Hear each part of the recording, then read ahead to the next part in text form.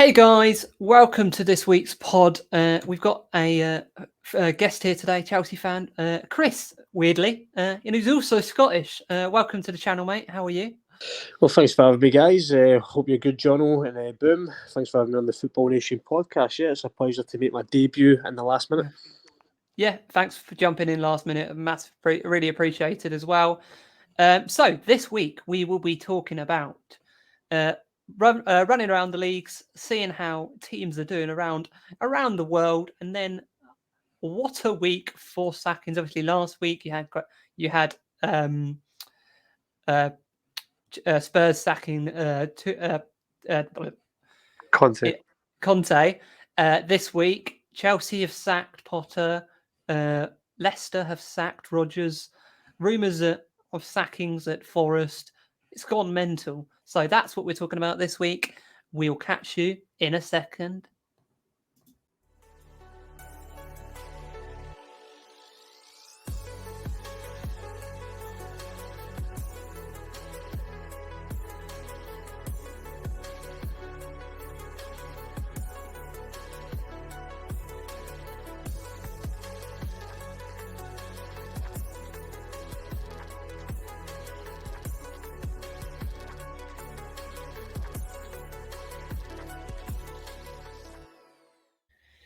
Hey guys, welcome to the channel. How are you, Boom? Welcome. I'm good. Yep, and as I said, we have a special guest in Chris today. So we are going to get started, and I'm going to pass it over straight to you, Mr. Boom, for Everton 1, Spurs 1, red card to both teams. Spurs not getting that managerial bounce after sacking Conte. Very poor. They got the pen, good pen by Kane, but I think Everton were a better team. What do you think, Boom? They were. Everton just were very naive and stupid to be. They fell for Harry Kane's trap of he wanted to get fouled there in the face. He was asking for it, and the Corre fell for it, suck, line, and sinker, and got himself sent off. And then, unfortunately, Kane gives away a pen. Yeah. But then he redeemed himself by scoring a late equalizer. What a goal by Keane. Did you both see it? What a goal. Quality goal. Yeah. The last person you expect to be scoring a goal like that. What a goal. Beautiful man, Keane. He is. Ex-United player. He's just helping us out in the top four race to get that equalizer. We'll touch on Spurs and the disaster in a minute, but do we think Everton have enough under the new manager to stay up? Yeah, I think they do. I think Dyche.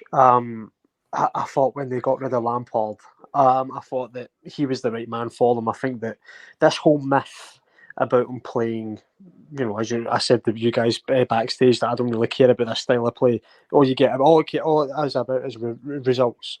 And I think Dyche gets that spot on. And this myth about him being boring, but he knows how to get the team set up. Exactly. He knows how to make them defensively solid. And for me, I think they'll be fine. But I just think that next season, they need to massively invest. I mean, they can't be having 3 seasons. Like, a size of Everton, they cannot be having 3 seasons when it's the only problem is they've got this over their head about a potential points deduction as well and financial fair play regulations. Yeah. So I hope they don't go down. I've always said Sean Dyche, when he came in, was like, he's the type of man that would do enough just to keep you up. That's his style of football. He gets enough. I think I know he got relegated with Burnley last year, but everyone on this podcast can't talk enough of Sean Dyche. We've loved him since the original podcast started. We've always loved Sean Dyche and what he did at Burnley, and I think he'll, as long as they don't get a points deduction, which it'll be out of his hands if they do. I think they'll stay up. Well, I think the fact as well with Sean Dyche as well, I think a lot of people forget he got Burnley football. With all due respect to Burnley, come on, he got Burnley Football Club Europa League football. I mean, exactly. That's mad. Yeah, exactly. If we have anything else to add on that game, boys, I want to touch on the thing about Kane. Now, I see Everton fans saying that Kane was a disgrace or whatever they want to say. For me, I think Everton fans have short memories because I think they forget a certain player called Richarlison spent the majority of his Everton career rolling about the floor like he's been shot. And for Yeah, me, that's what I was saying. Kane played the game. He set a trap, and they went for it, hook, line, and sinker. It was a trap. exactly, and this is the thing about football. I think Cody, look, he's gave Kane the advantage. Kane's played to the advantage. He's got Spurs, in my opinion, an undeserved point. But at the same time, if that was, as I say, Richarlison still playing for Everton fans wouldn't be mourning. So it's like, you've got to suck it up. This is football. People are going to take advantage. Where would Spurs be this season without Kane? They wouldn't be in the top 10. No, I mean, who else would they rely on? Son? He's been horrendous this season. So Yeah, I don't know what's happened to Son. He's been so how many poor. goals has Kane got? 21 goals, is it? Yeah. I think. Yeah, they wouldn't be anywhere near it. Yeah. I think we all agree that he will leave in the summer. And is he my first choice for United? I openly said that I want Osimhen, but I'd definitely take Kane, and I think we will do it. Because I just see we need the players we signed last summer as well. We need that English quota because if you look at our starting what you think our starting level will be, especially if we're losing selling Harry Maguire and potentially Wan-Bissaka as well. I think we need that homegrown talent. So I think they will make that move for Harry Kane. What do you think, Boom? No, yeah, I just think it's inevitable. What about you, Chris? Well, we're both in the same boat. I would take Kane in a heartbeat. Chelsea. I mean, we need a proper striker. And I think if the owners are smart enough, they could easily use Lukaku in the leverage for that deal. I said that it would be perfect if Conte was still there because Conte loves Lukaku, Lukaku loves Conte, Kane wants to leave, Lukaku doesn't want to be at Chelsea. It would work for both parties. Now with Conte not there, I don't know if that would happen, but I think that with Lukaku still on Chelsea's books, I think a swap deal could easily be done. But I think his likely destination, because I don't think we'll go on for Kane, is probably Man United. And I think this summer he needs to go because this is his only time. He's wasted too many seasons of, I want to be loyal to Spurs. Well, you're sticking with a club that are bottles, they're bottle jobs. And he's been believed false promises all this time. Like each 100%. time, oh, we got you Jose, he's definitely going to win you your first trophy. Now we got you Conte, he's definitely going to win. Exactly. And now they're bringing back Pochettino, apparently. So, yeah, I think Pochettino is the only one who could make him stay because their relationship before. I think if they bring anyone else in, it's gone. Well, you know what then? Kane will officially go... If that's the case, Kane will officially go down as the best player to ever win a trophy. That's a fact, if he stays. Oh, yeah, 100%. Yeah, I think we've covered that. Before we move on, who do we... If rumours believe that... I think the long-term target for Chelsea is Nagelsmann or Enrique. So if Nagelsmann did go to Chelsea after Lampard potentially, which we'll talk about that later, but who do we think goes to Spurs now? Because I think they're similar to before when they appointed before Jose, where they just approached like loads of managers, and I don't think they've got a plan what to do. Look, yeah, I mean, whether it's Nagelsmann or Enrique, it's going to be between one of those two. I think with Spurs, I think Nagelsmann won't go there. I don't think Nagelsmann would, and I don't think Enrique would go there. So I think those, even if, let's say we get Enrique, Nagelsmann's not going to go Spurs. If we get Nagelsmann, Enrique's not going to go Spurs. So for us with Spurs, they might as well go. They like signing ex-Chelsea managers. Go for Potter. I think that'd be it. If it's a project, which we'll talk about later with Potter and what happened, but I think if it's a project and you give him time, I think that would be a good appointment. But would Spurs give him that time? But it's probably going to be Pochettino, I reckon. Yeah, I agree. I reckon Poch goes back. What do you think, Boom? I could see both scenarios. I could see them going for Potter, knowing their previous ones, but I also think that will end in disaster. I also think Pochettino is not the way to go. Going back to your ex is never really the right Yeah, you don't go option. back. Yeah. Yeah, I Um, mean, I'm taking the agenda aside. I think that Potter, look, I'm taking the agenda aside. As much as I think he is the worst Chelsea manager in history, and I'd stick by that categorically, I think his next job, I think clubs need to be wary of the fact that he's terrible at the top level. He was just horrendous this season, and I think he's not going to go back to a Brighton level club because now they've got De Zerbi. So I'm looking at Leicester. They went in for him. They turned him down. I So was let's see. gonna go more into it later, but I think that would be Someone like Michael Carrick would be good for Spurs. Possibly. I think he needs another year. No. I think he needs another year. I think he needs to take Middlesbrough up, managing the Premier year. Then I reckon he's the next West Ham manager. Potentially, yeah. I think if he could keep Middlesbrough up next season and then get a Spurs or a West Ham job with maybe long-term goals of getting that United job in like 4 or 5 years' time, that could be a good career for him. But yeah, moving on, we had Leeds 2, Forest 1. Great result for Leeds. Points on the table. Forest continue to be a disappointing.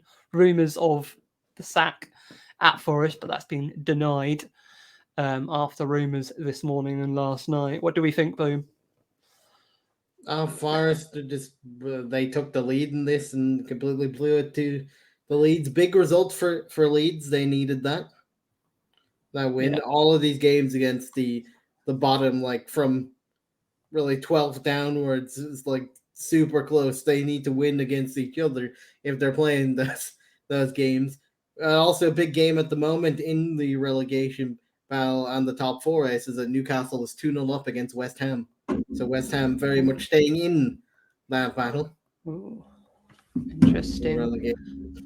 Because as you know, the Forest, Everton, and West Ham all on 27 points. It's mental. Like from 12th down, the title is the relegation is so tight. It's impossible to call at the moment. It's so tight down there. Yeah, it's going to be interesting to see what we do. But do we think Leeds have enough to stay up? With question marks around their manager still, as well. But great result here. Do we think they have enough, or do we think they will be there or thereabouts for relegation? I reckon they'll go down. That's what I reckon. It will be them, Bournemouth, and Southampton. I reckon those three will be the ones. Leeds' next game is against Palace. They still have Leicester City and Bournemouth to play, and West Ham. So those are the big games to decide whether Leeds go down or not. I reckon Forest will be fine, and I reckon.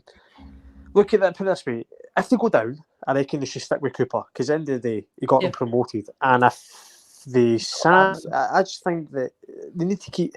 Look, I know loyalty is not really a thing in football, but I think the fact that he's turned, after Chris Hughton got sacked, took over from him, they had no hope at Forest, got them promoted for the first time in so many years. I think that they need to stick with Cooper, and I think they will be. I reckon Forest will have to do it the hard way because they literally have in the bottom half. They literally only have 2 of the games against relegation opponents. Yeah. Left in the season. Forest still have United, Liverpool, Brighton, Brentford, Chelsea, and Arsenal to play. Wow. No, yeah, that's a hard run in. I think I feel bad for Cooper as well. Like a lot of people put a lot of stick on what Forest did last summer, and I've spoken about it before. They kind of had to bring the amount of players in they did because they weren't expected to go up yet. I talked to Forest fans. Like most of their team left in the summer, so most of their team left, or it was either loans or contracts run out. They weren't expected to go up, so they had to panic to get players in. They had to get players in, or they wouldn't have made the squad. And that's why they made so many changes. And I feel bad for Cooper for that. He basically lost his whole team and just got a new one. So he didn't have that togetherness that got them promoted, and I think that is their issue. What do you think, Chris? Yeah, I think that. Yeah, I said this at the start of the season, lads. I said this. I said that when everyone was slagging them off about basically signing a player every day, or two players every day, it's because, as you just stated there, they had to. And I think, when they lost the likes of Jed Spence, and I think that's just been a disaster as well for him, because I thought he should have stayed at Forest or stayed at Borough and played. And obviously he's been fed a pipe dream at Spurs because whatever reason, clearly not getting played. So I think that if they kept the likes of a Jed Spence and they kept players that obviously they got promoted with, adding to it with Emmanuel Dennis, etc. And the fact we, as United, we took way too long to tell them that we had no plans for James Gardner, so we wasted their opportunity to get their midfielder that helped them quite a lot to go up. Yeah. Yeah, I reckon Forest will be fine. Honestly, I reckon Steve Cooper with the player, I think he's done what he has to do. And I reckon their home form has been good. Their away form next season, if they stay up, which I think they will, they need to massively improve on their away form because their away form is horrendous. Yeah, it proves the job he's done though with what he's had, because he's been linked with other Premier League jobs this season. He's been linked with West Ham. He's been linked with Leeds at times, Southampton. Those links have been there through the season. So clubs appreciate what he's done at Forest. He's just been given a bad hand, I think. So hopefully he gets the time, and I think he'll keep him up. Moving on, next we had Leicester 1, Aston Villa 2. Red card for Leicester. This job got Rodgers the sack. 2-1 Aston Villa. Emery's doing a great job at Aston Villa since he's taken over there. I think he's got he's up there with Arsenal and City for the most points since he's been appointed. So he's doing really well at Aston Villa. He's overtaken Liverpool in the league now to get 8th. So he's currently sitting 8th or 7th. I think. Do we think they can get Europe this season potentially? They're playing really well. They're in the battle. They are definitely in the battle for the 7th and 6th place. Yeah, definitely. I think I'm not sure if they'll have enough this season, but I think next season definitely they'll be fine. They do look really. Well, Brighton have the advantage considering that they have 2 games in hand. Yeah, definitely. What do you think, Chris?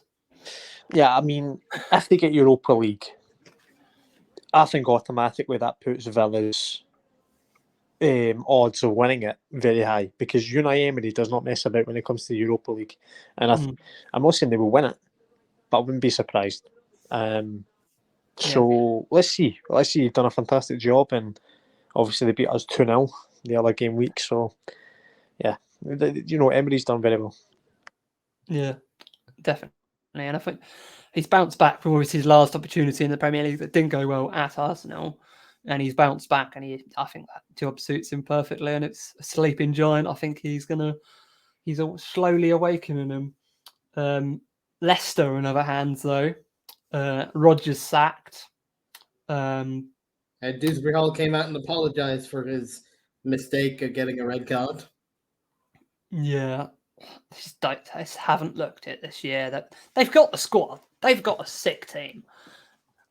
Leicester shouldn't know. I didn't expect him to be in the relegation battle, but should be nowhere near that. See, the problem was, and I know he wanted to leave, but I'm saying this about Schmeichel shouldn't have been allowed go for 1 million. You need money to replace the man. That's ridiculous. 1 million for Schmeichel is ridiculous. And then they relied on Danny Ward for the rest of. Yeah, he's a terrible keeper, terrible. And I mean that with all due respect, he is a terrible keeper. And yeah, their squad, when you look at it, Maddison, Tillemans, and Dide, you look at the defence, you look at the attacking options, Iheanacho, etc. They should not be anywhere near where they are. Yeah, it's been a terrible. Rodgers. I think Rodgers, though, overall, will look back pleased. Yeah, I think I know a lot of people say he bottled Champions League qualification, but they only say that because they won the league. But that was a freak season. that wasn't Leicester weren't expected to win the league and get Champions League football. That was a freak season, and I think they look at that success of that. He won an FA Cup there. I think it's been success too. Nearly getting Champions League twice, just falling short. I think if you told Leicester fans when they appointed him, you're going to be fighting for Europe 2 years and win an FA Cup, that would have bit your hand off. I think he's done an underrated job there. Yeah. So what I do you think? personally think Leicester need to stop relying on Jamie Vardy. I agree. He's getting on a bit. I think they've got striker options there. I think who's a guy from they bought from Salzburg. He's really good. Daka's got the potential. I think if he gets we keep bringing him off the bench, but it's just like not. I think if the potential is there, and hopefully he can kick on from that. For those who like updates on current scores, it is 2-0 to Newcastle against West Ham, and Manchester United are 1-0 up against Brentford. Who scored the goals, Boom? Marcus Rashford for Manchester United, and for Newcastle United, Callum Wilson and Joe Linton. Cool. So that Champions League fight is still on for both. And it is still 1-0 to Leipzig in the Dortmund game, courtesy of Timo Werner. Nice. Great. That'd be a great result for Bayern if that stays like that is after the last round. We're going to be talking about later is Ajax are winning 2-1 against Feyenoord. Great. That'd be a great result for them. They've not had a great season, Ajax. So that'd be a huge result for Ajax. That's in the cup, so they might at least win a cup. Yeah. It's a semi-final. Yeah. Chris? But it's still a good result psychologically. Yeah, what do you think of the Leicester City situation? The Leicester City situation? Yeah, before we move on. Yeah, it's just been a mess. As I say, their squad it should be nowhere near there. I think they need to, they never properly replaced Schmeichel with Danny Ward, who's not a Premier League level keeper. I just think he's been horrendous this season. You look at the midfield, decent. You look at their attack, decent. You look at the defence, decent. They should not be anywhere near where they are. And I think, I don't know what it is. It's just, obviously, there's been no investment. They lost Wesley Fofana. They've got Wise. Is it Wes Fies? Is his name? Fies, yeah. So they've not, in my opinion, addressed key positions.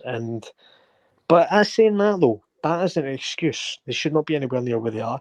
And Brendan Rodgers, as I said, will look back at his time pleased, because for my opinion, what he's done when he came in, replacing Claude Puel, me, there's no Leicester fan can actually say that he's done a bad job, apart from this season. But it's been a disaster.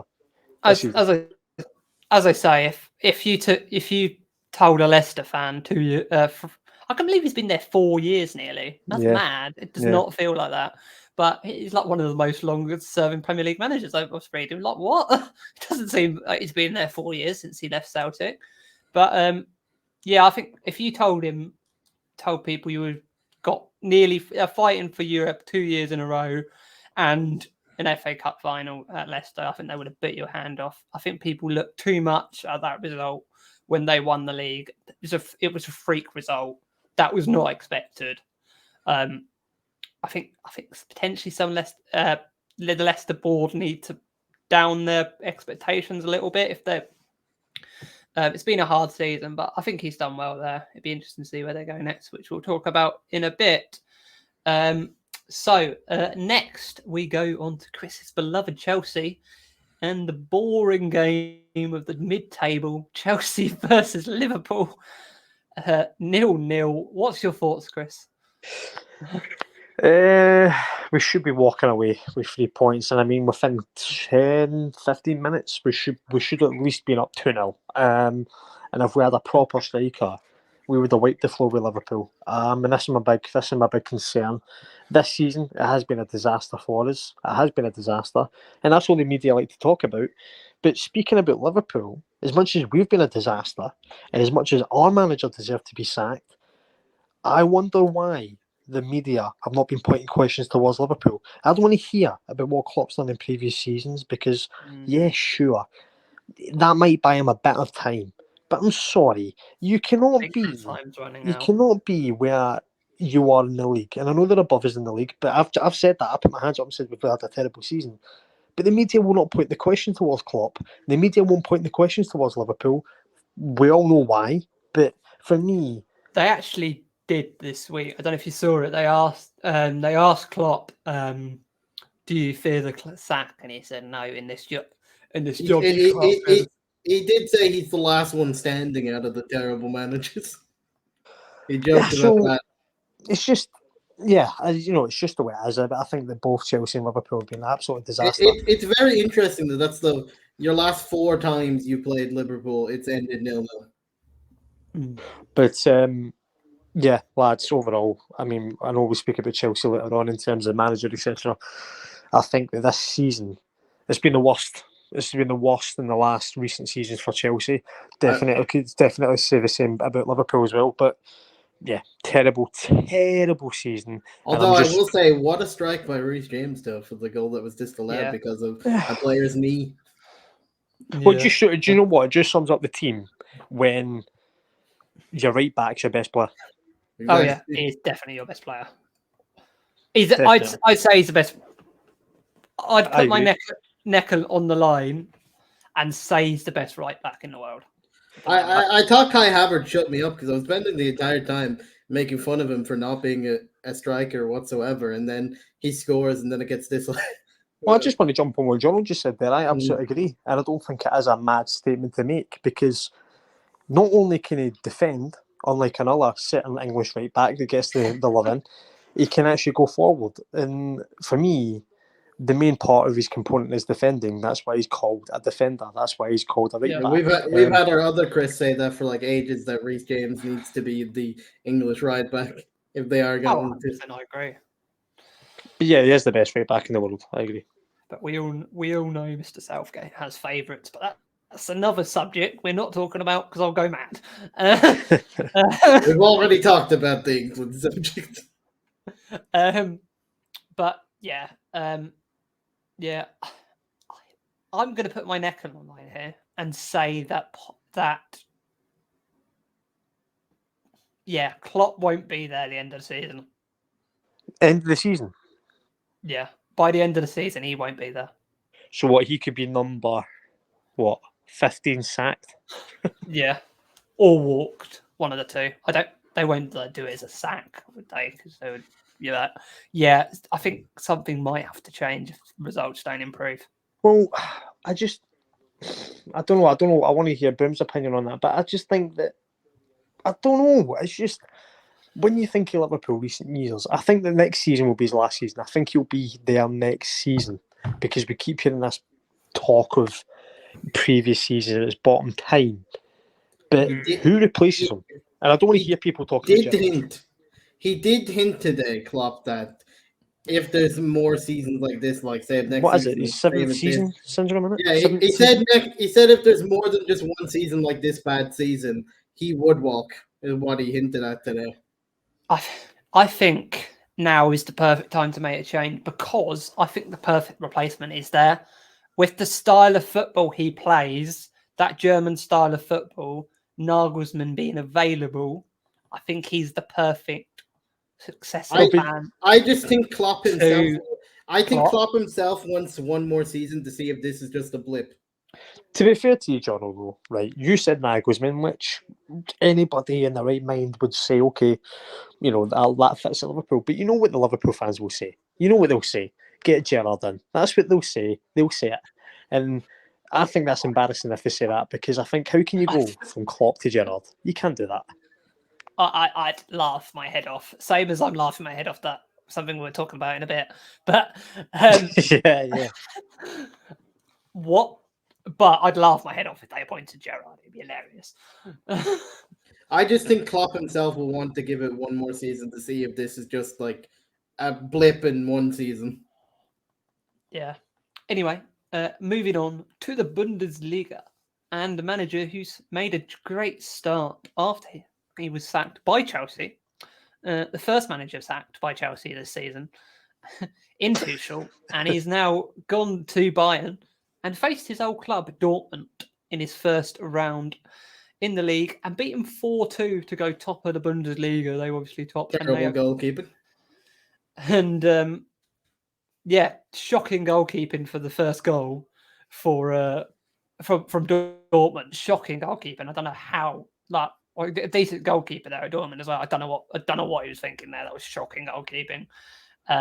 But yeah, great result against the Dortmund team who's been on fire recently, putting a lot of goals past people. I know they're currently losing at the moment, so it might be a bit of a down spiral. But they've been having one Bayern lost 2-1 to Freiburg in the cup just yesterday. So and he has to play Freiburg again in the league at the weekend. So Thomas Tuchel already needs revenge. Indeed. So what a result by Bayern. What do we think? Do we think Boom? I'm not surprised. Honestly, I'm not surprised that he makes an instant impact. I'm pretty sure that he's won or he's undefeated in every debut that he's been at every club. So I'm not surprised that Tuchel. Honestly, I can't have enough words to say towards the guy. I think he's one of the best managers in the world. I definitely brought him in for the Man City tie. His history of beating Man City. Yeah. And I just think that. I just think it proves that he is one of the best managers in the world. I have no doubt that he's going to have success at Bayern. Wouldn't be surprised if he won the league and the Champions League this season, so won the double within the space of 2 months is it? So for me, and if you get past Real Madrid and he gets past Man City, he comes back to you. Let's see. But he's a manager we should never. It's a manager that we should never have sacked for Mr. Graham Potter. But it's very similar to like PSG sack him, then you get Tuchel, and then Tuchel wins the Champions League. Yeah. I just think that genuinely, if he got back like we've spent money this season, Chelsea, we would have been on contention to win the league. We would have been in contention to win another Champions League possibly, but unfortunately we never. And he's at Bayern and he's going to do his thing at Bayern. It's probably not going to end well, and then he'll go to wherever, Real Madrid or wherever else. Yeah. Did you say backed? He did have 300 million. And then they sacked him and then gave 300 mil to Yeah, but they didn't give him like any time to get that team together. He just they sacked him. They sacked him 7 days after the window shut. Well, actually, right, speaking on the window, right, Tuchel actually, in my opinion, only got 3 players in that window, the summer window. He got Sterling, Koulibaly, and he got Aubameyang. And Aubameyang was on deadline day. And when he won the Champions League, he didn't want Lukaku, and he got Lukaku and Son again. So for me, I think Tuchel never got properly backed at Chelsea, and it's a shame. Yeah. So, moving on, we go to Leipzig, who had a 3-0 loss to Mainz. A shocking result for a Leipzig whose season's been up and down like a yo-yo this season. They sacked their manager, went on a bit of a run, and now they're on a bit of a dip again. They're winning tonight, but really weird season by Leipzig. this is a 3-0 loss to Mainz. Third loss in a row, to be honest, in all competitions. That was. Yeah, so obviously the managerial bounce they had for a bit didn't last very long, and now they're struggling again. It's very hard. It's very hard to come back from when you get beat 7-0 by just Holland. Yeah, yeah. What do we think's going wrong at Leipzig before we move on to the great result by Mainz? I just think that obviously Cuckoo's coming in. Into Chelsea in the summer. I think Marco Rose is a decent manager. I don't think he's a top level manager. But you know what? They'll probably lose. Well, as you say, they're losing Kunku. They're going to probably lose Guardiola. Probably going to be losing Ram. Ram. How's his name? Dave Ram. Is that the left back or right back? So, I think that they're going to be missing. They're going to be losing key players, and they need to replace them. But it's just the Bundesliga. They They played a formation in their last two losses that me and John will know quite well from Ralph Radnick in his 4-2-2-2. God. The 4 and the 3-2s. That's what they played in this 3-0 loss. So I'm just Yeah, but it's Dinky the brat. fact that I think since he's come in though, Marco Rose, I think he's got the most points out of anybody. Is that true? I think since he's come in, I'm not sure, or since or whatever. I think it is. I think he's either joined with Bayern or not, but they have picked up I a lot just of points. genuinely think it took them a bit to get over the getting trounced by Erling Haaland. They got seeped into the next few games because that's going to knock anyone's confidence when Erling Haaland scores almost six against you. Haaland can score 6 against anyone though. He can score 6 against Prime No, Barcelona. but if you're on the high form and then suddenly Haaland shows up and scores 5 past you in like nearly the first half, and you're just like, why have we even tried? Yeah. Yeah. Mainz though. What a result by Mainz. What do we think, Boom? Well, Mainz are a decent team. They're fighting for that, they're 8th in the table. They're on the same points as Leverkusen in 7th and 1 point below 6th place in Frankfurt. So they're definitely fighting to get into the European places. Yeah, definitely. Considering Wolfsburg, their opponents have dropped off from that battle recently with too many draws. Yeah. What do you think, Chris, before we move on to the last game in the Bundesliga? Yeah, as Boom just said, 8th in the table, level on points with Leverkusen. Everyone is tipping Leverkusen to obviously do well in the Bundesliga. Obviously won against Bayern the other game week. And just a point below Frankfurt, and everyone would be tipping Frankfurt to get into Europa League or possibly Champions League. So they're on course. It's just they need to keep up the momentum. Obviously, a good result against Leipzig, but it's always the case with these teams. Can these teams build on a good win, or will they just fall away? And it's it's all about have Mainz got the mentality to push on, and we'll see. Yeah, definitely. And onto another team who is pushing for Europe and one who's pushing for relegation. One is Schalke 0, Leverkusen 3. Xabi Alonso getting the result again. He's been quite decent since he took over there. But a 3-0 win against Schalke. Schalke continuing their shocking season. What do we think, Boom?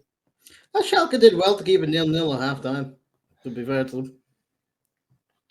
They completely opened themselves up in the second half, which is the problem. They can't keep things going. The best result they can hope for in recent games is a 0-0 draw, if you look at their recent results. Yeah. So when the first team scores, it's very hard for them to come back. They've been a lot of draws. Schalke they're very much favored to go down. It's, like you said, sad to see from a perspective of the league as a whole when they used to be quite. Yeah, so many big teams like around the world, like West Ham in England, Leeds in England, Schalke in Germany, Valencia in Spain. So many big, massive teams are fighting relegation this season. It's a weird season. So yeah, it's sad to see them going. What do you think, Chris? Yeah, I think with Bayer Leverkusen, I think a lot of Chelsea fans have been kind of looking to see how Callum Hudson-Odoi has been doing there. I think he's been terrible, and I'm not surprised because he's in the final third. Callum Hudson-Odoi is shocking. But in terms of Leverkusen, in terms of Xabi Alonso coming in, Is he there on loan? Is he there on loan or permanently? Yeah, he's on loan. Yeah, he's on loan. Yeah. Another player who's on 120k a week. We won't discuss that. But in terms of Xabi Alonso, ever since he's come on at Leverkusen, he's done well. He's done decent, and I think he's one of those ones that people will call an up and coming manager in terms of will be one of the best in world football. And I like Xabi Alonso. I rated him as a player, and I think he can utilise that, quality as a player into a manager. But it's all about let's see how Leverkusen finish, and I reckon they'll finish Champions League. We'll hit on Real Madrid next, actually, but obviously there's rumours that Allardyce, good manager, mate. the manager at Real Madrid, Ancelotti will be leaving at the end of the season, and the rumours he's going to be the Brazil national manager. If that is the case, Xavi Alonso to Real Madrid, or is it too early? You know what? It could be. Probably. Definitely too early. No disrespect to Leverkusen. It's like jumping. As I say, you know what? It's a carbon. I'm not comparing Leverkusen with Brighton. It's a carbon copy of going from a mid-table side in what people would class as an average league, jumping to one of the biggest in the world, if not the biggest in the world, and expecting to compete in all fronts. I think it would be a risk on Madrid. You could say that Xavi at Barca, moving from Saudi Arabia to the top job at Barca. But I think with Xavi though, I think what the thing is with that, I think it was because they were struggling with funds. They are struggling with funds, and I think with the fact is people say Barcelona were not in a rebuilding process, but Barcelona were in a process where they just wanted someone to come in, steady the ship, get a familiar face in there. Whereas with Real Madrid, they are expected to go win the Champions League every season. They are expected to win the La Liga every season. I think for them to go and get Xabi Alonso, if Ancelotti was to leave, I think Nagelsmann, his name keeps popping up. I think Nagelsmann would be a good fit in Madrid, but it's all about Pochettino's been linked quite a lot to the Madrid job over the years. And Jose this week. Oh, Jose Mourinho, yeah. That'd be interesting to see him go back there. My last point on Leverkusen Schalke is that it'd be a shame to lose Schalke's like a tunnel dugout when you want. It's a beautiful walk out into the pitch. Yeah. You know, actually, John, what you just said about Mourinho, I know it's 2023 and I know time passes by. I reckon he's got one last dance at one big club. I reckon he's got it in him. Whether it be, it's not going to happen. Whether it be going back to Chelsea, or whether it be going back to Madrid, whether it be possibly going back to Inter, or possibly, I don't know, going somewhere. Like PSG. Imagine him winning the Champions League. I would have loved him to go back to Inter. I don't think, because he moved to Roma, I think if it was months in it, if he could potentially see PSG as a challenge. If Conte left a month earlier, he would have 100% not took that Roma job and took that Inter job. But I think there's only, I just said there, the clubs, he could go back to Chelsea. I don't see it happening. He could go back to Real Madrid. I don't see it happening. Inter's a possibility. PSG winning their first ever Champions League, that would just be a Jose thing to do, wouldn't it? But I think he's got one last dance. One last dance. Definitely. Yeah. And that'd be interesting. He's not. Would you going to take him at Man United? Go on, take him back. No. Would you take? I can't be dealing with him. I think. Would you take him back? I respect him, but no. Yeah. I respect him, and it's it. Like, hands out, since Sir Alex Ferguson's our most successful manager, he won 2 trophies. The only club he's not won anything is Spurs. But no. But the thing is with Spurs as well, it's mad as well. I mean, that they sacked him a week before a cup final. It's mad. I'm saying wait till after the final to make a decision to sack the man. We've spoken about it on the podcast so many times. It's like, if you're going into a cup final, anyone in world football, there's one manager you want to be in charge of your club. Especially over Ryan Mason. Just chuck him into Ryan Mason into a final. What? Well, in a one-off game, there's only a select few that will put my house on them winning the game for you, and it's Jose's one of them. Yeah, 100%. Yeah, 100%. Anyway, moving on to Real Madrid. And over to our Real Madrid representative over there in Spain. Boom. Before I talk about this game, I think I will mention the current game going on between Real Madrid and Barcelona. Barcelona 0, Real Madrid 1. And speaking of Brazilian, Vinicius Jr. Ooh. Quality player. I scored that with an assist from Benzema. So it is 1-1 on aggregate because this is the second leg of the Copa del Rey. Nice. Semi-final, so all to play for in that second half. We'll keep an eye on it. And how was the other results before we move on? Of the other results in the league, I'll tell you now. It's halftime, 1-0 to Manchester United versus Brentford. Luke Shaw has been injured, though. He came off with looking like a hamstring, so we'll be waiting to see that. West Ham clawed one back to make it 2-1. The man who doesn't like cats has scored for West Ham. You know who I'm talking about. I had to think for a moment there, but yeah. Leipzig is still 1-0 up, and that game, Fiorentina are winning 1-0 up in their game. Sporting is drawing 0-0 with their opponent, called Vicente or whatever. Cool. So, yeah, moving on to Real Madrid and over to you, Boom, for the Real Madrid game. It was a very good game.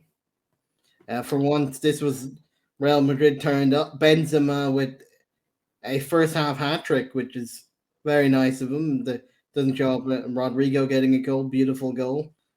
Like all the first half was beautiful, but then my highlight was at the very end of the game in the 91st minute.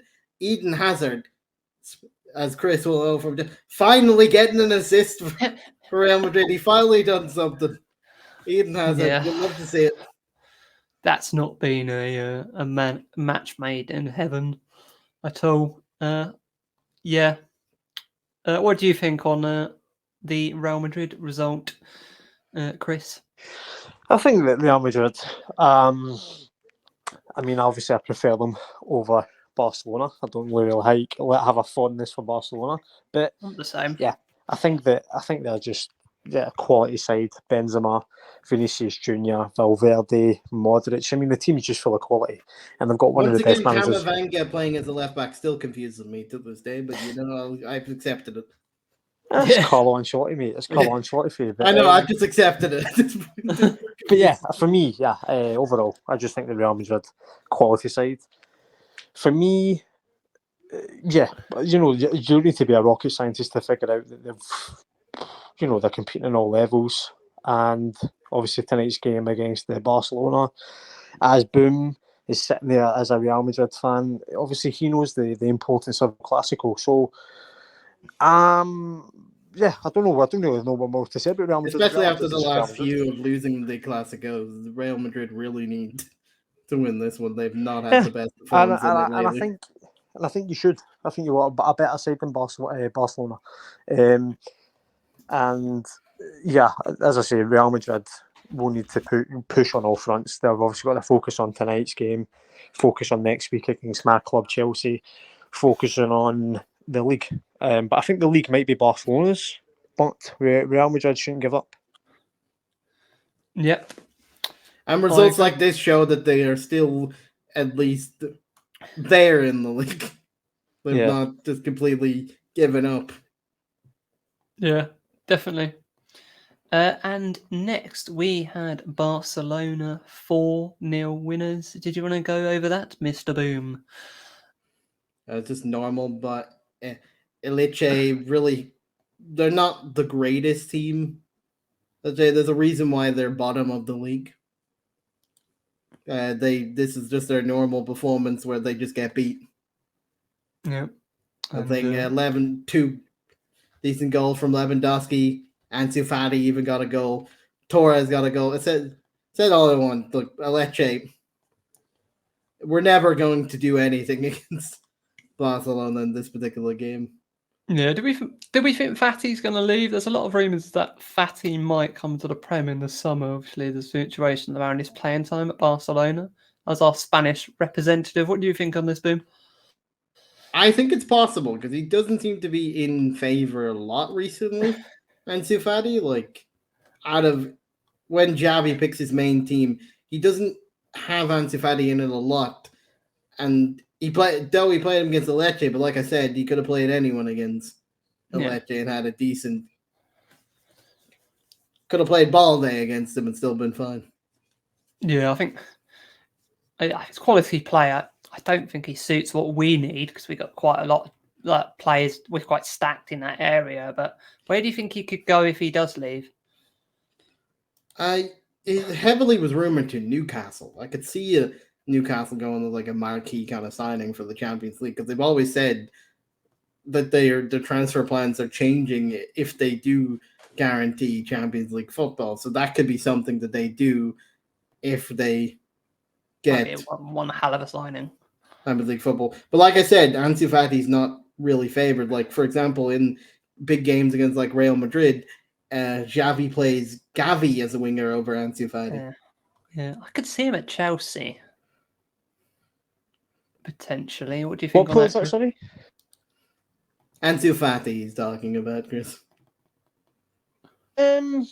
Possibly, but I think Newcastle. I think as Boom just said there, I think that's could be an option. If they qualify for Champions League, they want to make that big star name move. But let's see.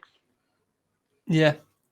So, moving on to the Serie A, and a shocking result to start us off here, as champions will basically say they're champions now, Napoli, with the points gap they've got, losing 4-0 to last season's champions AC Milan, who have not been great this season. Leao with 2 goals, great performance by him. What a player! I'd love United to sign him. Love Leao, but yeah, shocking result by Napoli there. What do we think, Boom? After the last 4 results in general being negative results, they needed this performance, Milan. And Napoli didn't really need, they proved themselves enough in the league this season, but AC Milan really needed to do something in this game, and they did it. Yep. They got the goals, they got the performance that they so desperately needed to prove something that they have in this team. Napoli definitely missed Victor Osimhen as well because he was injured. I think that made a massive impact. And that is the first away side to score 4 goals against the top place team since 2015. Oh, wow. Boom with his stats there as always. What? Yeah, what do we think, Chris, on this result? Yeah, I think I wouldn't say it's a shock, but I would say it's more of a shock of the scoreline. But Milan are awful. They have been all season. Napoli have been incredible. Probably in the bracket that they're playing in the Champions League, you could maybe say they're guaranteed to get to the final based on how they play. And I mean, I know it could be between them and Inter to basically get to the final in that bracket. Benfica, they're okay, but I reckon that Napoli, the way they've been playing, I reckon this result will be replayed in the next round, though, of the Champions League. 100%. I think it'll be. Napoli, Milan are in the next round, aren't they? They've got each other. Yeah, I reckon psychologically it plays a big factor as well with them saying, well, we've smashed you 4-0 in the league. You might have won the league, but we're going to knock Champions League. I think it. Napoli have lost 2 of their last 3 home games in Serie A. Yeah, but I reckon that as you say there, Milan will have the upper edge mentally, but on the pitch, mate, Napoli have just been fantastic this season in the league. Yeah, they've won it. They've won it. You might as well just say Napoli are the Scudetto winners. Osimhen, fantastic. I'm not even going to try to attempt the other fella's name, but you know who I'm on about. Quality player as well. I reckon the midfield of Zielinski, Anguissa. Is that his name? Anguissa, is that his name? Yeah. Ambu, the one from Fulham. And I just reckon, look, their team's decent. I thought, you know what? I thought when they lost Insigne and they lost Koulibaly, and Mertens, I thought Napoli's not going to recover here, but they've did well. The defender, King Min-ji. Solid. 40 million release clause as well. I think that could be someone we look at in the summer. Quality player. So 40 million release clause he's got. Someone's going to for me, Napoli, quality. And I think that, I don't think this result's going to faze them, but I do reckon Milan could have an upper edge mentally, I'm just going to say mentally, in the next tie. Yeah, definitely. Moving on, we go to the Roma, and Roma 3, Sampdoria 0. Red card for Sampdoria. Jose getting the result here. Roma continuing their okay season. They haven't they're not like fighting for right at the top, but they're there or they're fighting for Europe. Still in the next in the Europa League as well. Big chance of winning that potentially, but yeah, Wijnaldum scoring again. What do we think, Mr. Boom? Yeah, it's just very normal result in my opinion. Yeah, definitely. And do you have For anything? Roma, classic Sampdoria are not exactly the greatest. Yeah, they're not as good as they were a few seasons. My big thing in the game is this. I think we all seen once again football showing its ugly head in terms of racism, and I think this is just. I mean, there's no need for it. And when you see the Roma fans being racist towards Stankovic, and then Mourinho has to come out and then put his hand up, it's like, what are we doing here? It's a game of football. Racism's not accepted anywhere. It's a game of football. Why are you chanting abuse at opposition managers? And it's like, once again, lads, we all see it. Games, the minority of fans ruin it for the majority. And I think that racism has got no place for it. And I think that game, it was an expected result. But the Roma fans, what are you doing? There's no need for it. I agree. Yeah, I agree. Sad to see. So next we move to Holland, and we're talking about the Eredivisie, and PSV getting the result against NEC, 2-4. PSV continuing a great season, right up there. Obviously, Ajax have dropped off. Great result. They just keep on going under. Keep on pushing. Favourites for the league, and I haven't really got much more to say, but what do we think, Boom? I have nothing to add more than what you said. Everything you said, I was gonna say anyway on that one. Yeah, what about you, Chris? Yeah, I'm pretty sure we're all on the same page there. Yeah. Yeah, and next, also Feyenoord getting the result, also having a great season. Very similar situation, but not. They're not going to win the league. It's going to be PSV, but they're having a good season. Feyenoord, some nice, really good young players there at the moment. They're bringing through, and do you have anything to add on that, Boom, before we move on? No, Feyenoord very good this season, scoring a lot of goals. The game currently that they're playing against Ajax had to get postponed for a small bit. They got interrupted because fans were throwing stuff at one of the players. Very bloody affair. It's not nice to see in games. Wow. But they are playing again, so. Fair enough. But in terms of, look, and all I have to say about Eredivisie is this. I think that for Ajax, obviously to be losing the league title to PSV, it's obviously going to hurt. But I think this is just an important lesson in football that when you lose a good manager, like Ajax did in Ten Hag, yes, they've lost Anthony, yes, they've lost Lautaro Martinez, etc. But to have, what was his name? Schrader? Is that his name? Schrader? The guy that replaced him, they replaced Ten Hag with. I just think that when you lose a key manager who's good, yes, it's going to be hard to go to attract a top level manager to the Dutch league, but at the same time, you need to be replacing a manager kind of like for like. And Ajax are capable of that. Ajax are a big club, and I think that's cost them this season. As I say, they've lost key players, but I think they're more than capable of actually putting a push for the title. And the fact they've lost the PSV is going to sting them. Yeah. Definitely. They haven't seemed to have replaced a lot of their youth with proper good youth this time. The last few seasons with Ten Hag, they were very good at you bought their entire team was bought. Suddenly he had a new team that was just as good. We're talking about it before, and I think it's a motivational thing. It must hurt a player if you're playing for a team like Ajax, and Ajax, Dortmund's another one.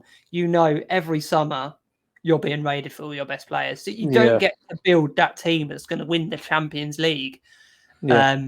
because straight example, away, that season where he got to like a semi-final, Ten Hag, his entire like best team in that, but But players even instantly saying gone. that, right? Even saying that, I know they get praised for making profits in that. Benfica's the exact same, actually, right? yeah, And for me, as a fan, I would be annoyed because I would be saying to myself, first of all, why are we not trying to keep the play the best way we can? And two, why are we not trying to push to win the league title? Why are we not trying to push in Europe? So, that's what it is.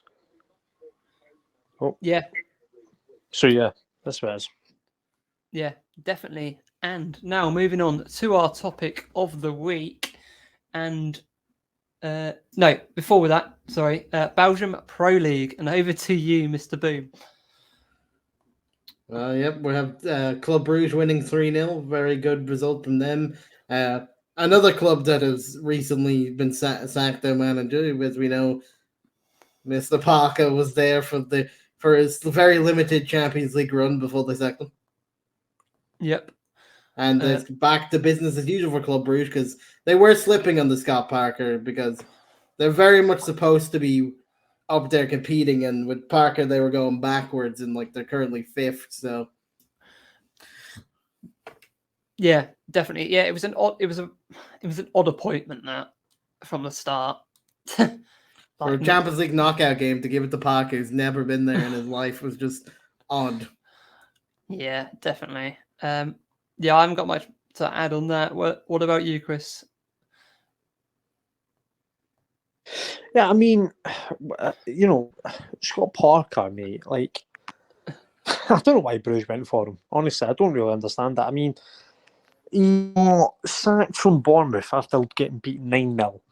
My whole thing about that as well, I know Bournemouth don't have the quality of Liverpool, and I know Bournemouth don't have the most unlimited funds, but to get beat 9-0 at any level is totally unacceptable. And then Club Bruges thought, actually, let's employ him. Let's take him into the Champions League and see what he can do, and then gets torn apart by Benfica. I think he's a bit. I don't know how much like Club Bruges pay their manager and all that, but I think he's a bit money driven because he was at Fulham, who at the time were in a better situation, and Bournemouth in the both just coming down to the Championship, and he jumped ship from Fulham to Bournemouth. That was obviously about money. That was obviously about money. Then, and then obviously got sacked by Bournemouth, and then this happened. But I think he could be a bit money driven. Well, yeah, definitely. I mean, not thinking about it, the right choice, and he's just more manager. Yeah, definitely. I mean, as you say, I mean, Fulham, better position, better team. Obviously, gets a bigger contract. Bournemouth goes. And the same with Bruges, but then again, it's like, I don't know what Bruges were thinking. Bruges, you know what? Good Bruges in the group stage were good. I think they were defensively solid, and they get torn apart by Benfica. Yeah, they had one of the best defenses in the thing, Bruges. Yeah, in the group stage. Yeah, definitely. So, moving on to the next team, Mr. Boom. This is where Club Bruges won to be in Genk at the top of the table, just against bottom of the table in Schering. It's just Genk near the top, where it's 5-0. It's just very normal 5-0 victory against bottom of the table. Closer to competing to the title than Club Brugge is at the moment. Fair enough. Do you have anything to add before we move on to our topic of the week? I think Boom covered it, to be fair. Yep. So our topic of the week is managerial sackings in the Premier League. It's been a fun week, isn't it, for the sackings? Obviously, last week you had Conte. This week you have Potter and Rodgers. So we're going to start with Leicester. Leicester sacked Brendan Rodgers after the 2-1 loss to Aston Villa. So I've got a few questions, and then we'll just kick it off. So, was Brendan Rodgers a success at Leicester? I think we kind of covered this a little bit earlier, but I'm going to start with you, Boom. Yeah. I think all in all for Leicester, you have to say he was a success. Got the FA Cup that season. competed quite well for what they want. It's just, I'd say all in all, it has been a success. Just a very big dip this season because, for reasons I've already said, I fully blame the decision to sell Schmeichel for 1 million, and you're never going to get a replacement for that. Yeah, they didn't do much business at all in this window. Their They last kept window, losing players rather than the buying. last couple of transfer windows have been, by their standard, have been really poor. But yeah, what do we think? What do you think, Chris? Yeah, I think yeah, he's been a success. I mean, you think of Leicester in recent years. I mean, apart from Ranieri, who else is there? It's just been Rodgers, and you've got to say it's been a success. As I said in the previous segment, we were discussing Leicester getting beat 2-1 by Villa. I think that, you know, he's going to look back at his time, Rodgers, and I know this season's been poor, but he's not going to be disappointed because, as I say, he's delivered an FA Cup. He should have got top four in back-to-back seasons, but that's football. These things happen, and it's all about how you bounce back. And that squad should be doing a lot better than what they're in. So for me, yeah, it has been a success. And I don't think Leicester fans can really have any arguments against Rodgers. Yeah, I agree with what both of you said there. I think this season hasn't been great. I think given the time, would have he kept him up? I think he would have. I don't know where they'll go from now. We'll talk about that in a bit. But yeah, I think he's been a success there. Great win in the FA Cup. And the story there with their old chairman, and it's such a good story, them winning the FA Cup and all of that. And yeah, so yeah, success in my opinion. What has changed at Leicester the last few seasons? It doesn't look. If you look back a few seasons ago, it looked like they were not one of the most best run clubs in the league. With obviously they had the sad tragedy of their owner and the plane crash a couple of seasons back, which was a disaster. I thought it's still with his family after that. But do we think that had an impact? And obviously his son took over the club after him. What do you think has happened to the club the last few seasons? Because they just don't look like the same club. Like, I pretty much cover this in my own point that I just think that they haven't bought in players quite. They've been selling players, but they've not replaced any players. It's just they've been making stupid financial decisions in the last two, this season at least. Yeah, I think it's the last couple of seasons. I think it's the last couple of seasons. They're just haven't where it's been such run club. It just hasn't felt the same. What do you think, Chris? Yeah, well, Leicester, they've not been the same club. I would agree. I think that they've. I don't know. Look, they're obviously when you think of Leicester, you think of the team they had under Ranieri, winning the Premier League, going into the Champions League, go and get knocked out by Sevilla. I think at the time, losing Conte, Vardy's, they've not built on what they've done. That's what I'm talking about. Teams, they're not built on what they've done. Yeah. And for me, Rodgers, I think replacing Ranieri with Claude Puel, or was it Craig Shakespeare? Was it? I think. Yeah, So, Craig. yeah. So going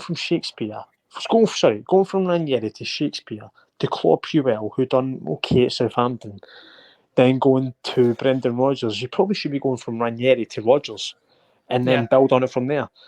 So for me, I just think that overall, I think the club has got a lot of aging players. Johnny Evans, Jamie Vardy. The team is good. I like the team. I think the team's got a decent thing. I think on paper, if you compare both teams, that one and the one the league, I think this one's better. Yeah. This squad's better than the one that won the league on paper, which is, I know that was a weird season. Like everyone dropped off. City, Chelsea, all the top clubs dropped off. But nothing to take away from Leicester. But their only challenge really was Spurs, who we all know they're Spurs. But yeah, Yeah, I agree. I think this squad is actually stronger than the one that won the league. What do we think? What do you think, Boom? Yeah, I think you could make arguments for that. Apart from the goalkeeper. Yeah, definitely not the goalkeeper, but yeah. So next, was Leicester right to sack Brendan Rodgers, and will he get another job in the Prem?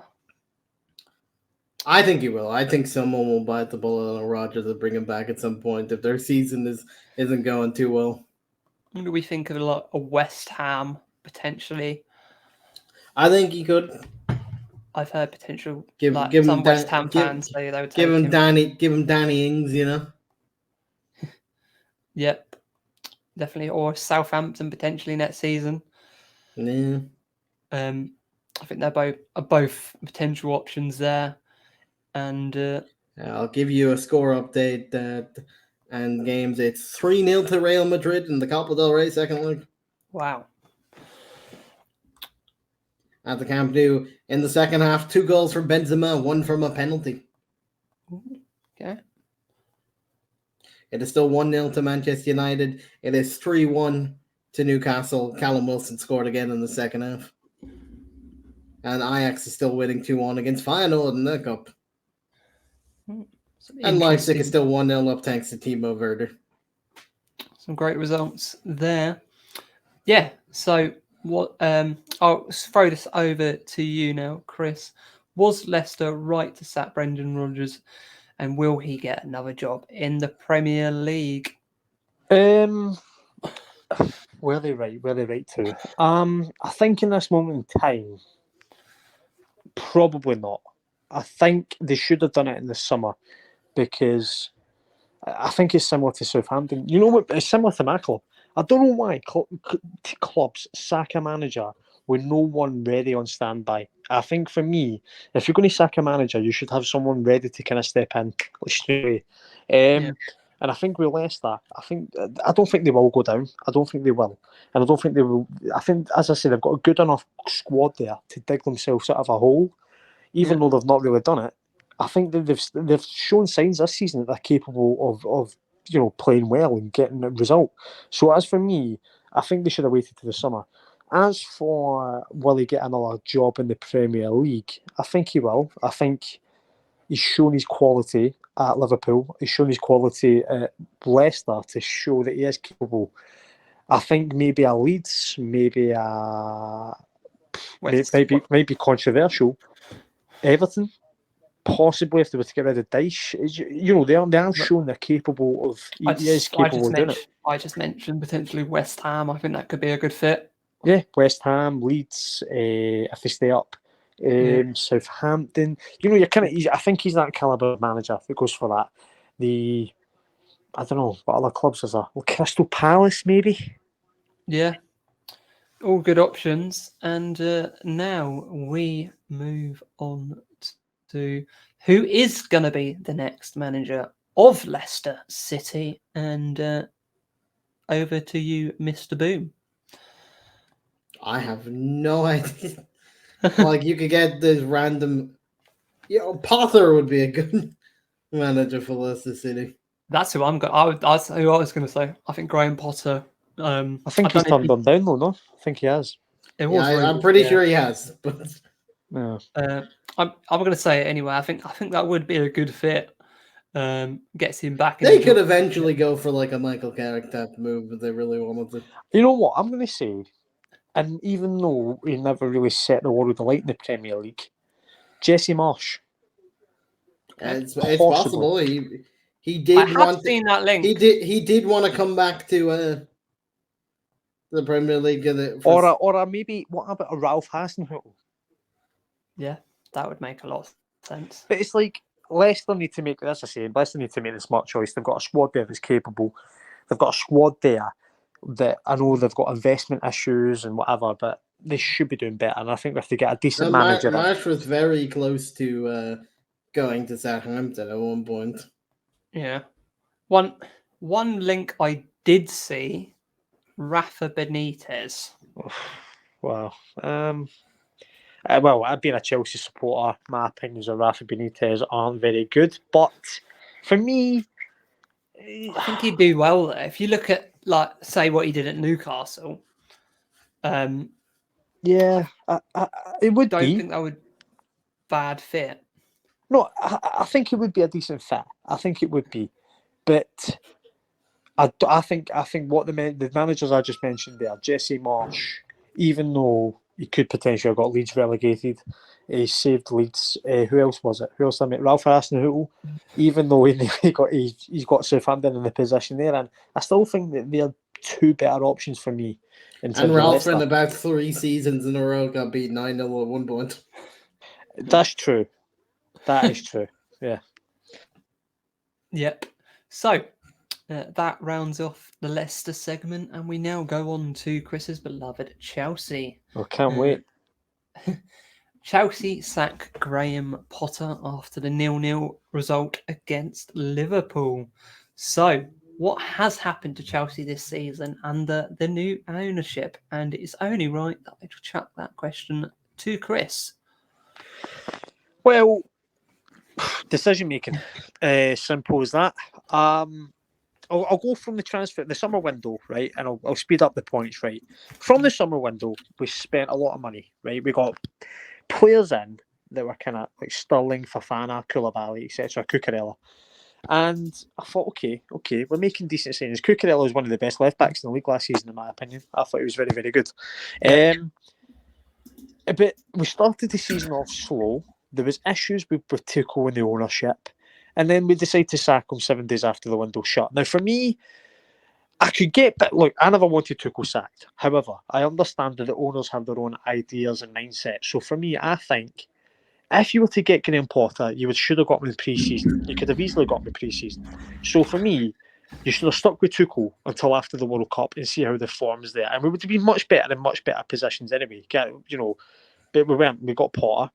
And then we spend a lot of money in January. We go out the January window. We struggle against West Ham. We struggle against Fulham.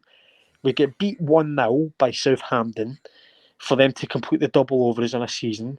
We struggled against Palace. Even though we won, we did struggle. And Palace were shocking. They just sacked their manager, Vieira. So I just think overall, decision-making and Graham Potter being absolutely out of his depth at the top level. And I don't think it was just never going to work. And guys, I can hold my hand up, but it's not me being cocky. I categorically said at the start of the season, when Graham Potter got appointed, he's never going to work. He's never had any experience handling pressure. He's never going to work. And my point's been proven right. And we've sacked him way too late. And now we've got a manager coming in who we're going to speak about in a bit. But it's just been a shambles. It's been a terrible season. Yeah, I agree. It was... I've always rated I live near Brighton, in Hastings area, and I love. I've grown up near that area, like Eastbourne, Hailsham, that Sussex area, and he's loved in Brighton for what he did there. But I think it was the wrong choice. I think I've said it before. I think if it wasn't done, if he didn't take that job, I think Southgate would have lost the England job. And he would have got the England job, and I think that would have suited him better than the Chelsea job. It just didn't look like a role that fitted him at all. But what annoys me though, Johnny, as well, right? People also say, well, Graham Potter's shown if he gets time. But it's like, yeah, but there's a difference between...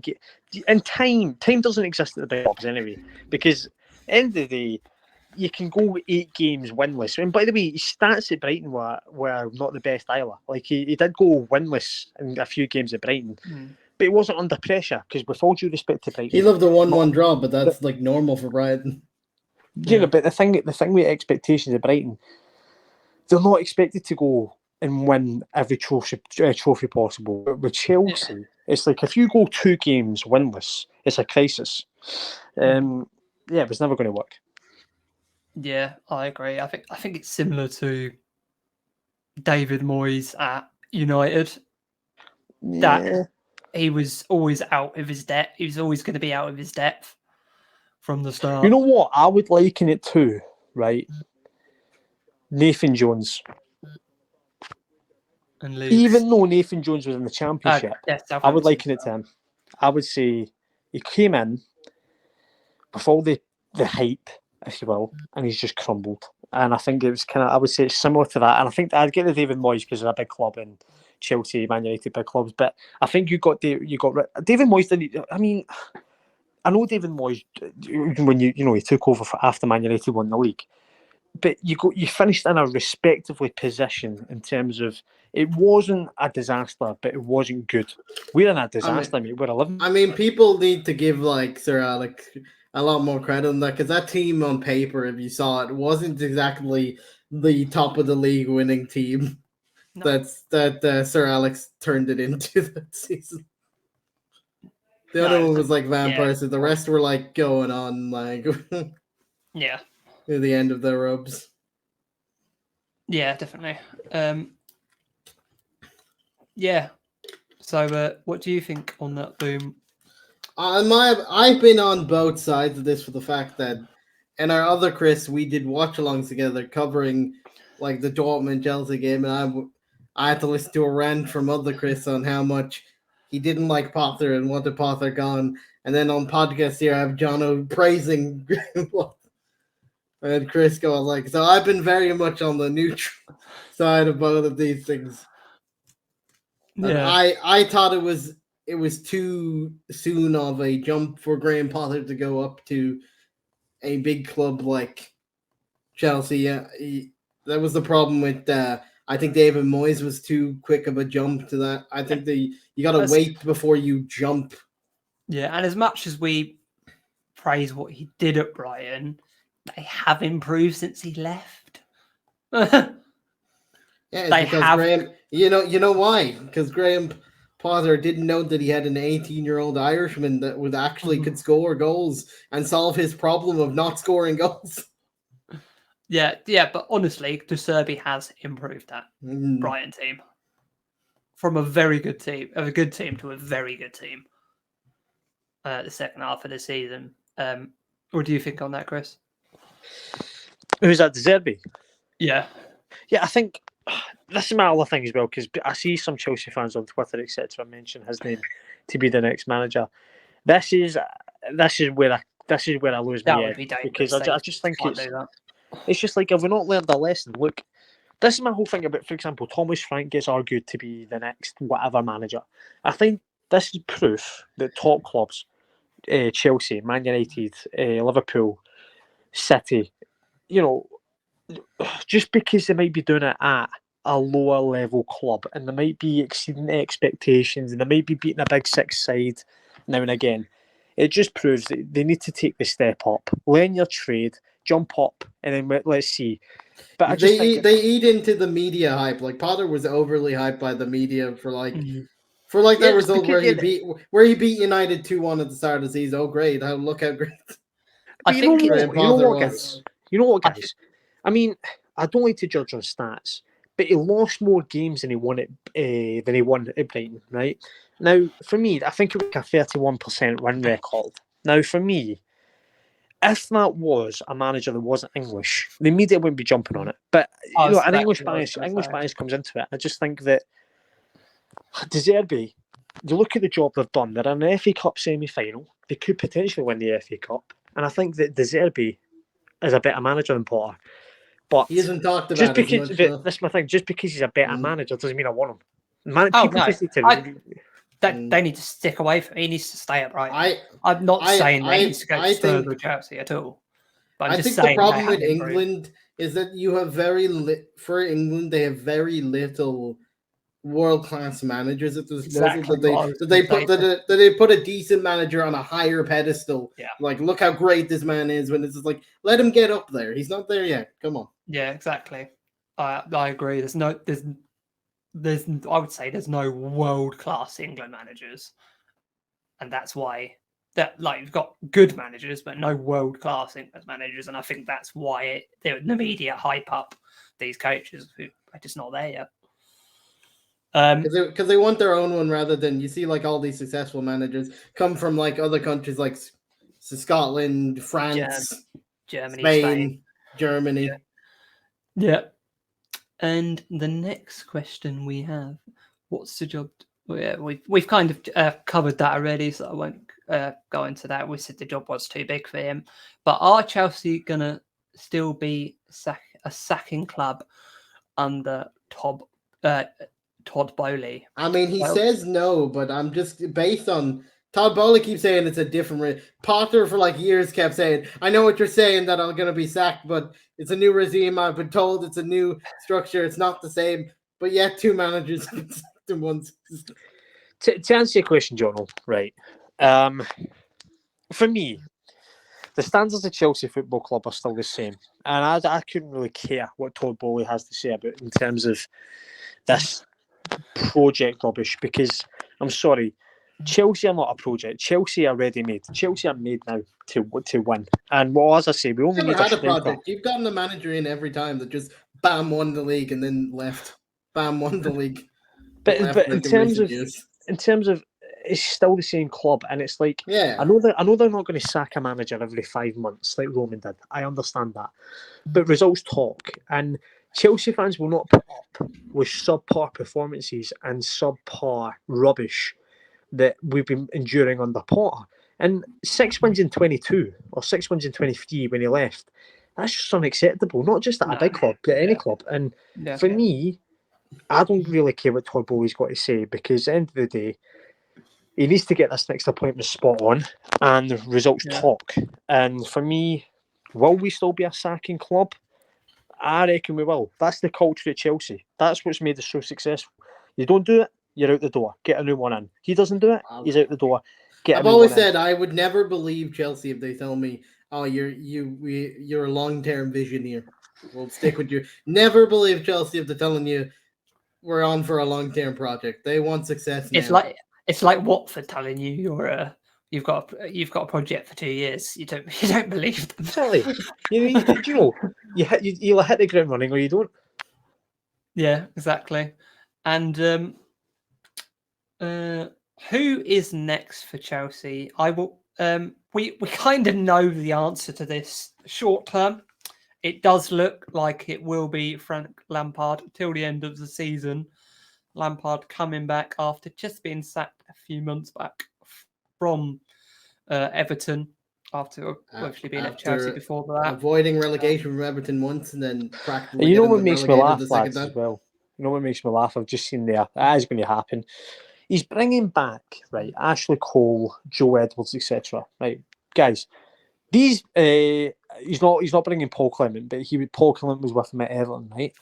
Like, this is what baffles me, because Ashley Cole, Joe Edwards were at Chelsea before Lampard and then left with Lampard to go to Everton. Now they're coming back, and now they're going to be leaving at the end of the season. It's just like it's just an absolute shambles. The next manager for me, I want Enrique. I think he's shown at the top level that he can do it. Yes, he's had troubled times at Celta Vigo and Roma, but he's shown with egos and quality that he can deliver. Nagelsmann, there's pros and cons for both. Nagelsmann, pros, he'd done it with Hoffenheim, taking them near relegation to the top four, done it with Leipzig, getting to a Champions League semi-final, going with Bayern, keeping up the league success, 100% record this season in the Champions League. But my big issue with Nagelsmann is he's going to be walking in a dressing room and he's not even the oldest person in it. Thiago Silva's older than Nagelsmann. So, I don't want to make a joke, but it's like if you've got players older than you, come on, what's that? Yeah, I agree. But we are going to have Lampard's interviews back where he goes he's just going to say something positive. But no, seriously, we're in a lot of trouble. Where he usually makes a joke and then laughs and goes but no, seriously, it's a very tough. Yeah. Look, Lampard, right? This is my issue as well. I love Lampard, right? Club legend, one of the best players at Chelsea, if not the best, right? But for me, people need to differentiate the difference between a great player and a good manager. Lampard's not a good manager. Look, I appreciate when he came in under a transfer ban and he got Champions League football secured. I think he doesn't get the applaudits he does for that season, where I they agree. couldn't find, and he used all the young players. He doesn't, and I think if they gave him that year as a test your manager's skills, and that is your test to build your career. You haven't got a transfer ban. What can you do with this squad of players? That could have built his career. But because they extended that, and then it got back. But saying that, Jono, saying that, even when he got sacked, he deserved to be sacked. I agree with the sacking, right? Because I'm not sentimental like that. Because at the end of the day, he's here as a manager, not a player, and I agree with the sacking. Even when he got sacked, we were still top of the Champions League group, undefeated. Tuchel comes and takes over, and that builds the progress for Tuchel to then win the Champions League, based on basically Tuchel being a better manager, obviously. But I think with Lampard, I appreciate what he's done. I appreciate what he's done under a transfer ban, but I just think I don't think you win that Champions League though if some of those youngsters don't get pulled through by Frank Lampard. Well, let's see. I think if Lampard was there, we wouldn't have won it. I think the reason we won it was because Tuchel knew what he was doing and obviously came in and done it. And as for now, lads, I said it behind the scenes. I said, look, if we really wanted to take a step forward in this moment, we could get an Enrique, we could get a Nagelsmann. I know their excuses will be they want to wait till the summer. We could easily get them now. I just think he sidesteps now. I know it's only temporary, but it's just like, what? It's just, go get the man. The danger always with temporary is the fact that as United, we appointed Ollie as temporary, and that suddenly became not temporary. This is definitely temporary, mate. It's been confirmed with Todd Bowley. I wouldn't put it past him to suddenly change his mind. No, it's definitely not. I think he's end of the day with the whole Potter thing. He knows that he cannot make any more mistakes in terms of managers. He needs to get this one spot on, and I'm saying if he employs Lampard after, I don't know, let's just say he wins 8 out of the next 9, or he wins 7 out of the next 9, and he beats Real Madrid, and he wins the Champions League, I'm sorry, I still wouldn't want him as a full-time manager because it's not taking the step forward. Roberto Di Matteo won the Champions League and got sacked after winning a Champions League and an FA Cup. Just, you know what I mean? It's mad. Do you think he's done it? Because obviously Todd Bowley's had a lot of sticks since he come in, and he was just a powerhouse at the start. He was trying to make all the decisions himself. He sacked everyone in charge of the transfers and just started taking stuff. He was his mental start, and no one understood what he's done, like sacking your whole recruitment team, who's been so good for so many years. I would say the Chelsea recruitment team for the last decade has been up there with the best. And he just came in and ripped it all apart. And just did it himself till he has eventually brought some people in. But do we think he's trying to appease fans? Because you're not going to boo your greatest ever player. Yeah, of course. So he's putting someone in there that... But the thing is, Joe Jono as well, and the reason I say it's also... I think it is a fact of... Well, I think that Bruno Salter, who was the interim manager for one game, I don't think he wants to be there. I mean, I'm looking at his interviews. He's acting as if Graham Potter's been ran over. He's acting as if Graham Potter's died. It's like the guy's just been sacked. Like, come on, let's relax ourselves. I don't even understand what he got that one guy. He's never picked the first 11. I know. It's just the way it is. It's just the planning, as I say. And to say on Boom's point, the reason why I'll say it's temporary is because we've got football people there, and the football people there obviously to make the decisions. And as for Favell, he's obviously pushing for Nagelsmann. Enrique's came over for interviews today. There's going to be more talks in the coming weeks between Enrique and Nagelsmann, Enrique. It's between those two, and the football people will make the decision.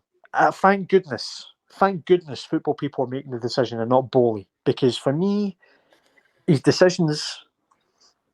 That's what I'm saying. Bowley would do it, so hopefully the football people are making the decisions. But the thing is with Bowley, right?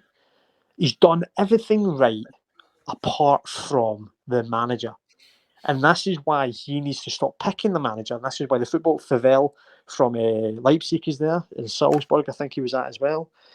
When Stanley, Paul Stewart.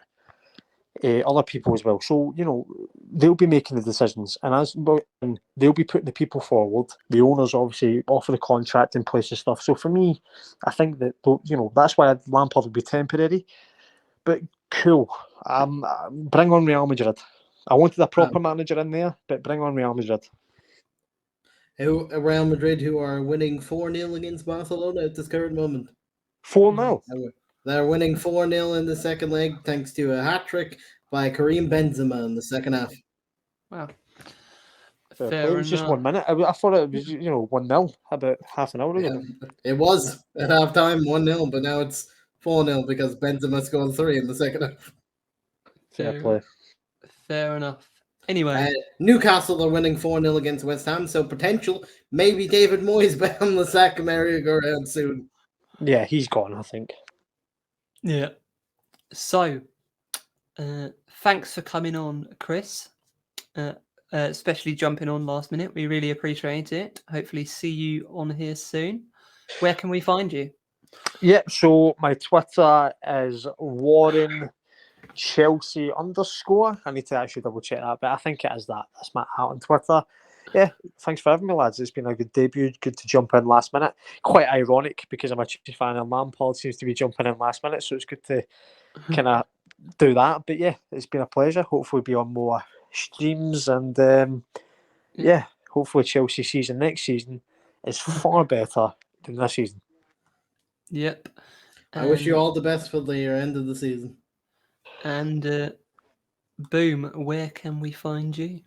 You can find me at CrazyBoom _ on both Twitter and Twitch, and Boompool on YouTube and here for most podcasts and watch-alongs when they come back. Yep. And you can find me at jono.tv on Twitter. On a lot of Twitter Spaces at the moment, especially with the takeover of United. I've been on the Twitter Spaces, which it's been a nice change. And you can also find me at the Football Nation podcast. We've been the Football Nation, your home of all things football. Good night.